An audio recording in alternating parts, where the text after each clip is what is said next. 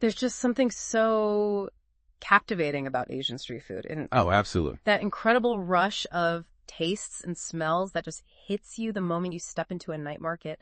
It's such a defining part of travel for so many of us. And it's a massive global industry, too. I saw a figure, something like $47 billion globally. That's right, a huge market. And yeah, almost 60% of that is concentrated in Asia as of recently, April 2025 data. Wow. But, okay, let's be honest. For many travelers, that excitement, it often comes with a bit of nervousness, right? A really valid question. How safe is it to actually eat? Absolutely. And that's exactly what we're going to unpack today. This deep dive, it's all about understanding the realities of Asian street food safety. Good. We'll be looking honestly at the potential risks, the common illnesses you might unfortunately encounter, and those really critical factors like refrigeration and, importantly, access to clean water. So this is for anyone planning a trip or maybe just dreaming about one? Exactly. Our goal is to equip you, the listener, with the knowledge to enjoy the experience, but, with real confidence, not unnecessary worry. Yeah, because we've all heard those stories, haven't we? The travel horror stories, trips just completely derailed by food poisoning. Yeah. But then you look around and you see millions, literally millions of locals and tourists happily digging into street food every single day. So what's the real story behind those amazing flavors? Well, to get to that real story, we've gathered information from quite a range of sources. We've looked at market trends, sure, to understand the scale. But more importantly, we've examined reports from the World Health Organization. Okay. And some really insightful scientific studies. Like there was one in the Lancet Global Health, which found, and this is pretty concerning, that about 40% of street food samples tested in Southeast Asia actually contained harmful bacteria. 40%? Wow. Yeah. And we're even drawing on some personal on-the-ground experiences to try and give a well-rounded picture. Our mission here is really just to cut through the noise. And deliver the essential insights directly to you. Okay, sounds good. So lay the groundwork for us. What are the key areas we're going to explore in this deep dive? Right. So we'll start by exploring that undeniable appeal of street food, definitely. But we won't shy away from the documented risks that come along with it. Okay. Then we'll get specific about some of the most common foodborne illnesses linked to street food. Think of it as understanding the potential unwelcome guests that might be in your meal. Right, the specifics. Then a crucial aspect is understanding the practices of the vendors themselves, the good and, frankly, the bad. We'll also touch on how local regulations play a role, for better or worse sometimes. And finally, we'll really delve into those fundamental challenges, refrigeration and clean water access. They are so central to this whole discussion. Okay, let's kick things off with that allure then, because it truly is magnetic, isn't it? It really is. I mean, picture this. You're wandering through a bustling night market, maybe in Thailand, and suddenly you're hit by that incredible aroma of pad thai sizzling in a wok. Oh, yeah. Or maybe the smell of a perfectly crispy banh mi being made in Vietnam, just begging to be eaten. Irresistible. And in India, Yeah. that explosion of spices from a chat stall, it's absolutely unforgettable. Absolutely. And for you as a traveler, the appeal is kind of multifaceted, right? The World Food Travel Association noted back in 2024 that a remarkable 78% of travelers consider trying local street food a key part of their travel experience. 78%, that's huge. It is. And then you have the incredible affordability. Often you can get a delicious filling meal for just, $1? Maybe Right. up to $5. So cheap, yeah. And let's not forget the authenticity. It Yeah. really offers such a direct taste of the local culture, something you just don't get in a formal restaurant sometimes. But that same survey, the World Food Travel Association one, it also highlighted the other side of the coin, didn't it? It did. A significant number of people are actually pretty worried about how hygienic the food is. That's right. 62% of those surveyed expressed concerns about hygiene standards. And, with good reason, looking at the broader picture. Yeah. Well, the global statistics on foodborne illness are quite sobering. The WHO estimates something like 600 million cases each year. 600 million. Yeah, that's nearly 1 in 10 people worldwide. And tragically, it leads to around 420,000 deaths annually. Wow. And Southeast Asia specifically accounts for a huge chunk of that, around 150 million cases, according to their 2024 report. Those numbers are certainly eye-opening, and I suppose street food, just by its very nature being out in the open, it's more susceptible to these issues. Precisely. Often prepared outdoors, these open-air settings, street food vendors frequently operate with pretty limited infrastructure. Right. Things that many of us take for granted, like consistent access to clean running water or reliable refrigeration to slow down bacterial growth. These can be really significant challenges for them. Makes sense. And that Lancet Global Health study we mentioned earlier, finding 40% contamination with bacteria like E. coli and Salmonella, that really underscores the potential risks that can be present if things aren't handled correctly. Okay, so let's get down to specifics then. What are some of these potential unwelcome guests, as you called them, that might be lurking in that delicious-smelling meal if proper precautions aren't in place? Let's talk about some of these specific foodborne illnesses. Right. Think of this as kind of understanding the potential health issues that can pop up if basic food safety isn't prioritized. And each of these illnesses is directly linked back to those core issues we keep mentioning, refrigeration and clean water. Okay. Let's start with something really common, something many travelers unfortunately encounter. Travelers' diarrhea. It's often caused by certain strains of E. coli. Ah, yes, the infamous travel companion that absolutely no one wants. Exactly. The CDC reported in 2024 that it affects a pretty significant chunk of travelers heading to Asia, somewhere between 20 and 50%. That high. Wow. Yeah. The symptoms are usually quite unpleasant. Watery diarrhea, abdominal cramps, nausea, dehydration, typically lasting for about 3 to 5 days. And the link to safety here is often contaminated water. This could be water used to wash vegetables, or maybe it's used to dilute sauces. Improper storage at room temperature just lets E. coli multiply like crazy. Right. So vendors without access to clean water for basic hygiene, like washing produce or their hands, or without refrigeration to slow that bacterial growth, they are key contributing factors. Right, that makes sense. What about salmonella? I know that's another one we often hear about in connection with food safety scares. Salmonellosis. Yeah, that's indeed another common concern. It's often linked to undercooked meat, poultry, or eggs. So you might encounter it in things like grilled skewers or maybe some egg-based street food dishes. Okay, like satay or something? Exactly, like satay. The symptoms can include fever, diarrhea, vomiting. It usually lasts about 4 to 7 days, but it can be quite severe for some people, especially the very young or elderly. A 2024 food safety study actually found that 15% of chicken skewers from street vendors in Bangkok tested positive for salmonella. 15%? That's not insignificant. Not at all.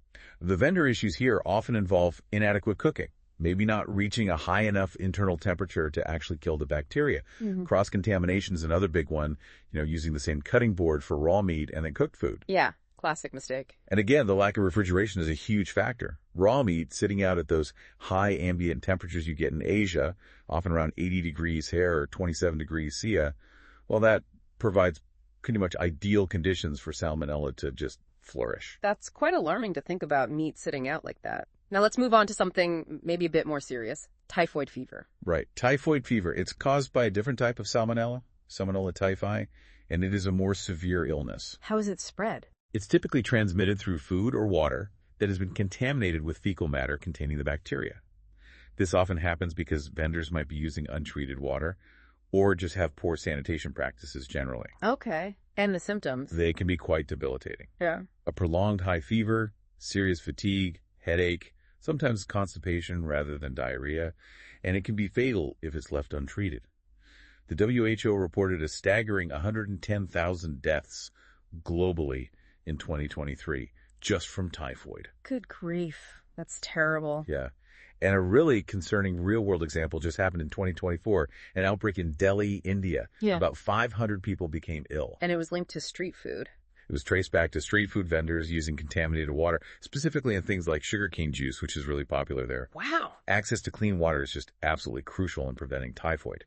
And as UNICEF reported in 2023, something like 30% of Southeast Asian vendors simply lack this basic necessity. That really highlights just how critical access to clean water is, doesn't it? What about hepatitis A? Hepatitis A is another one to be aware of. It's a viral infection, not bacterial, and it spreads when tiny traces of infected fecal matter contaminate food or water.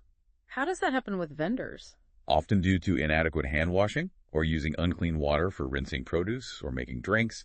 The symptoms can last for weeks, sometimes even months, and include things like jaundice, yellowing of the skin, and eyes, fatigue, nausea, and inflammation of the liver. It's nasty. It is. There was a recent outbreak in Vietnam, 2024 again, where about 300 people were infected from street-sold iced drinks.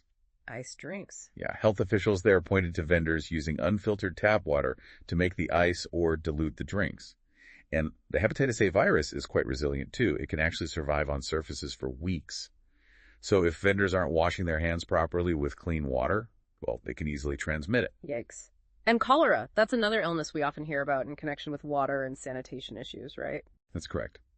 Cholera, caused by the bacterium Vibrio cholerae, is often associated with contaminated water, definitely, but also seafood, particularly raw shellfish-like oysters that you might find sold by street vendors in coastal areas. Okay. It can cause incredibly severe watery diarrhea and really rapid dehydration. Yeah. Tragically, it can be fatal within hours if not treated very properly. Hours. Wow. Yeah. The WHO reported around 4,000 cholera deaths in Asia in 2023 alone. And there was a 2024 outbreak in the Philippines linked specifically to raw shellfish sold on the street. It turned out vendors were using seawater for rinsing, which can easily be contaminated. Oh, wow. And again, refrigeration plays a critical role here. It's needed to prevent the growth of that Vibrio bacteria, especially in shellfish. But, as we said, many street vendors simply don't have access to it and might rely on ice, which could itself be contaminated if it's made from unsafe water. It really keeps coming back to those two fundamental things, doesn't it? Refrigeration to slow bacterial growth and clean water to prevent the introduction of pathogens in the first place. They're absolutely fundamental. Foundational, really. As we touched on, in those hot tropical climates, the lack of refrigeration just allows bacteria to multiply at an alarming rate. They thrive in warm, moist conditions. Right. That applied microbiology study from 2023 that showed salmonella levels in satay increasing 1,000-fold in just 4 hours at room temperature. That really brings the point home, doesn't it? 1,000 times. That's incredible. Yeah. And when you combine that with the fact that maybe a quarter of urban Asian vendors are using untreated water, as the WHO reported in 2024, well, you can see how easily these illnesses can potentially spread to you, the consumer. Okay, so we understand the incredible appeal, the pull of street food, but also the very real risks involved. Let's turn our attention now to the people who are actually making and selling this food, the vendors. What are their typical practices like? Is it all doom and gloom, or is it more nuanced? It's definitely more nuanced. Vendor practices really vary quite a bit, and it's important for you as a traveler to be aware of this. You'll see a really wide range depending on, cultural norms, the level of local regulations and how strictly they're enforced, and simply the resources that are available to them. Right. In many areas, basic infrastructure like reliable running water or even consistent electricity for refrigeration can be a significant limitation, as we've discussed. So, what are some of the common areas of concern that researchers have observed when they actually look closely at vendor practices? Well, there was a 2024 study in the journal Food Control that looked at vendors across Thailand, Vietnam, and India. And some of their findings do highlight potential risks. Such as? They found that a significant number, about 60%, were handling food with their bare hands. Now, bare hands aren't inherently bad if washed properly, but often they observe vendors not washing between different tasks, like handling money, then food, which obviously increases the risk of cross-contamination. Right. Money is notoriously dirty. Exactly. Cooking equipment like woks or grills were frequently reused without proper cleaning in between preparing different batches or types of food. Alarmingly, 45% of the vendors they observed lacked access to even basic sanitation facilities like soap and clean water for hand washing right at their stall. Wow. Almost half. Yeah. And storage was another major issue we keep coming back to. Half of the vendors, 50%, were storing raw ingredients like meat and vegetables at room temperature for extended periods, simply because they didn't have refrigeration available to keep that food safe for longer. We even saw some specific data from Vietnam. You know how vendors often use communal blocks of ice to keep seafood cool? A 2023 analysis in Hanoi found that 30% of those ice samples were contaminated with E. coli, likely originating from impure water sources used to make the ice. Okay, those statistics definitely paint a concerning picture, but surely there must be vendors who are doing things right, people who take real pride in it. Oh, absolutely. Definitely. There are countless vendors who take immense pride in the quality and safety of their food, often despite the challenges they face with infrastructure. Do you have an example? Yeah, actually, I recall a really positive experience I had myself in Bangkok's Chatuchak market. Huge market, incredibly busy. Oh, I know Chatuchak. Amazing place. Isn't it? Well, there was a vendor there selling mango sticky rice and also tom yum goong soup, and her whole approach was just so careful. Meticulous, really. Well, so. She was constantly washing her hands, but she was using bottled water she kept right there. All her ingredients looked incredibly fresh. You could tell they'd been sourced probably that morning. And crucially, she cooked everything to order. Nothing was sitting around pre-cooked. So it was hot and fresh. Exactly. Ensuring it reached those really high temperatures, Yeah. Steamy hot, well above 165 degrees Fahrenheit or 74 degrees C to kill bacteria.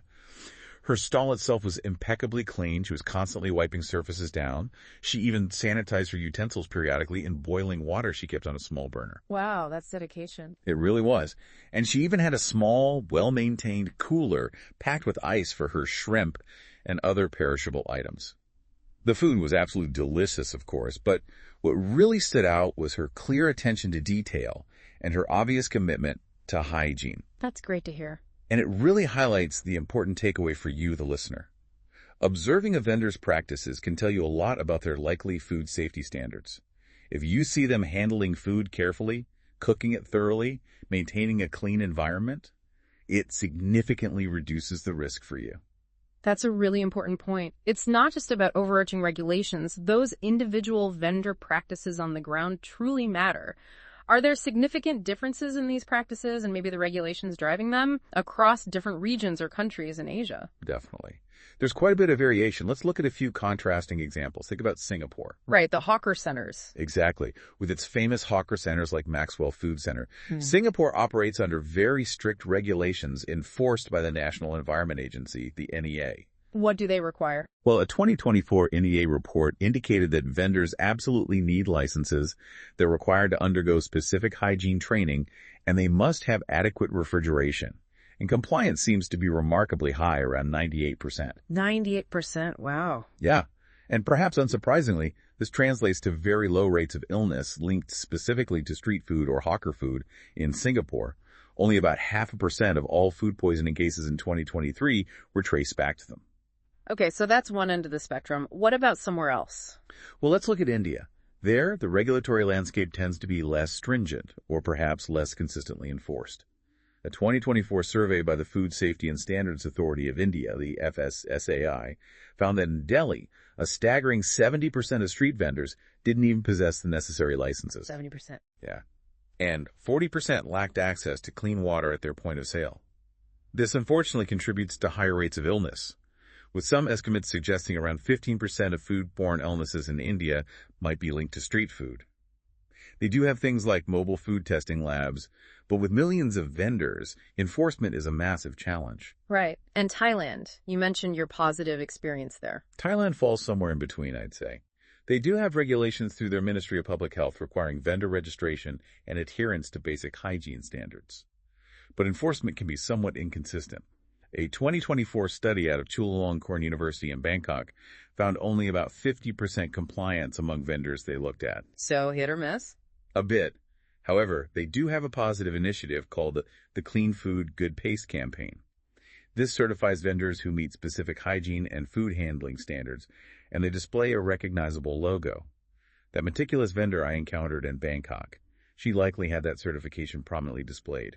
It's something tourists can look out for. That's a good tip. What about Vietnam? Vietnam also has local government oversight, particularly in major cities like Hanoi and Ho Chi Minh City. But resources for widespread enforcement can be limited. They have implemented some positive initiatives, though, like pilot programs providing portable hand-washing stations and even subsidized refrigerators to some vendors in Hanoi. A 2024 report showed these led to a measurable reduction in E. coli contamination in those areas. That's progress. It is. However, in more rural parts of Vietnam, vendors often still rely more heavily on less effective traditional food preservation methods, like salting or using vinegar rather than refrigeration. It really sounds like government regulations and, crucially, their consistent enforcement really lay the groundwork for street food safety, but the actual resources and support provided to the vendors are also incredibly important. Absolutely. They go hand in hand. And that brings us right back to those two non-negotiables that underpin so much of this food safety discussion: refrigeration and clean water. Yes, we've touched on them quite a bit, but let's really zero in on why they're so critical and maybe explore the practical challenges in ensuring they're consistently available to street food vendors across Asia. Right. Let's start with refrigeration. It's absolutely vital, because, quite simply, it dramatically slows down the growth of harmful bacteria in perishable foods. Things like meat, seafood, dairy, even some cooked vegetables. These are key components of so many delicious Asian street food dishes. And why is temperature so important? Well, the USDA recommendation to keep perishables below 40 degrees ever, or 4 degrees C, is based on solid science. Below that temperature, the multiplication rate of most dangerous pathogens slows right down. But in many parts of tropical Asia, where daytime temperatures regularly climb well above 90 degrees F or 32 degrees C, just maintaining that cold chain is a massive challenge for vendors, especially those who often lack access to reliable electricity for traditional refrigerators. Right. Remember that food microbiology study from 2024 we mentioned? It showed salmonella levels in satay skewers increasing 1,000-fold in just 4 hours at typical ambient room temperature. That really underscores the urgency of keeping things cool. 1,000-fold in 4 hours. Scary. How common is refrigeration among vendors? Well, access is often surprisingly limited. One study in Thailand from Mahidol University in 2023 revealed that only about 30% of the street vendors they surveyed actually had access to refrigeration. Many frequently rely on ice, but as we've discussed, the ice itself can be a source of contamination if it's made from impure water. So the solution might be part of the problem. Exactly. And the real-world consequences are clear. Think about outbreaks like the one in Bangkok in 2024, where 150 people fell ill with salmonella. The source was traced back to unrefrigerated chicken skewers sold by street vendors. Wow. And access to clean water is just as essential, I imagine, maybe even more so for preventing the initial contamination. It's absolutely vital. You can't overstate its importance. Clean water is needed for a multitude of essential hygiene practices. We're talking about thoroughly washing fresh ingredients like vegetables and herbs, cleaning cooking utensils properly between uses, and maybe the most basic but crucial act, effective hand washing by the vendor. Right. But access is an issue. A significant issue for many. UNICEF estimated in 2024 that around 20% of urban street food vendors in Southeast Asia utilize untreated water sources like drawing water directly from rivers or wells, which are often contaminated. 20% even in urban areas. Yeah. And remember that Indian survey from FSSAI in 2024, it indicated that 40% of vendors surveyed in Delhi use tap water without any filtration. This, as we've discussed, can easily contribute to the spread of waterborne illnesses like typhoid, because untreated water can harbor all sorts of harmful microorganisms. Even seemingly minor practices can pose a risk, like diluting sauces or beverages with unboiled tap water that was implicated as a likely cause in the hepatitis A outbreak in Hanoi we mentioned earlier. Can't they just boil the water? Well, boiling water is an effective method for killing most harmful pathogens, yes. But a 2023 study published in Public Health Nutrition found that many vendors don't consistently practice it. Why? Often due to time constraints during busy periods, or sometimes the simple lack of readily available fuel or equipment to boil water continuously at their stall. So it sounds like the absence of one of these essential elements, refrigeration or clean water, really compounds the risk associated with the other. It creates a much more dangerous situation overall. Exactly right. The lack of both refrigeration and clean water creates a really hazardous combination. You could call it a perfect storm for foodborne illnesses. Without refrigeration to slow down any potential bacterial multiplication, any initial contamination, maybe from untreated water used for washing, can quickly escalate to dangerous levels. Makes sense. That 2024 meta-analysis in the Journal of Food Protection provided some really stark data points on this. It found that street food prepared without reliable access to clean water was 5 times more likely to contain E. coli. Yeah.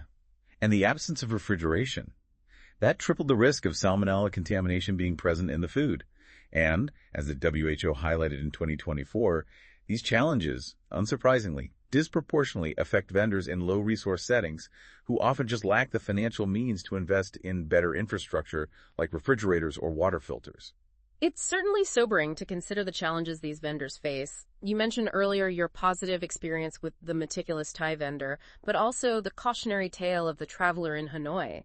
Could you elaborate a bit on how those personal insights can help us as consumers make safer choices when we're standing there deciding what to eat? Yeah, definitely. My experience with that wonderful Thai vendor really underscored the power of simple observation for me. Her consistent hand washing with bottled water, her careful handling of fresh ingredients, the fact that she cooked everything fresh to a visibly high steaming temperature. These were all clear indicators of someone who really prioritized food safety. It honestly instilled a real sense of confidence in what I was eating. So you felt comfortable because you saw the good practices. Exactly. Conversely, the story of the traveler in Hanoi who unfortunately became ill after eating banh mi, that really highlights the importance of trusting your own instincts, your gut feeling. What went wrong there?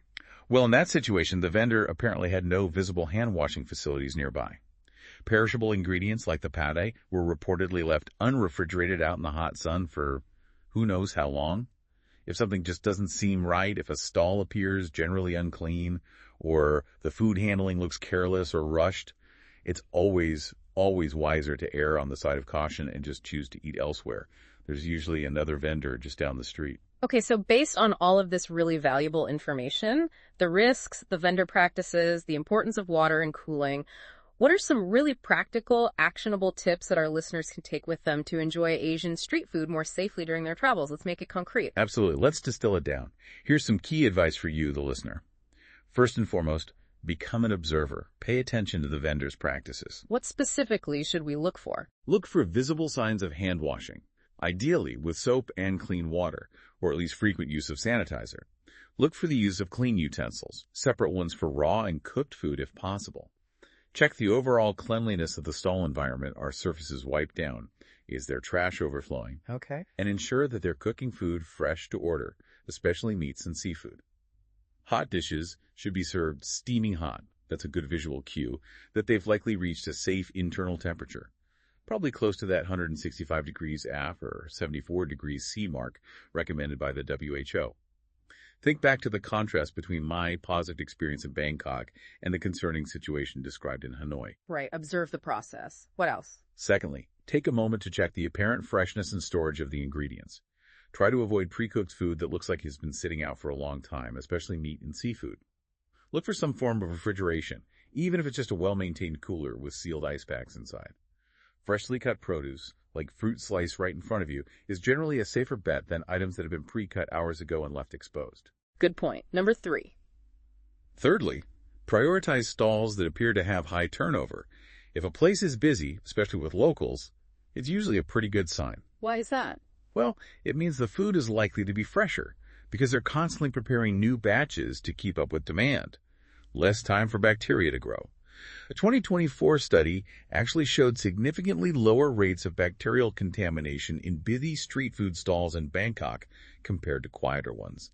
My popular Thai vendor was a good example of this. Makes sense. Follow the crowd sometimes. Okay, 4th tip. Fourthly, be mindful of what you choose to order.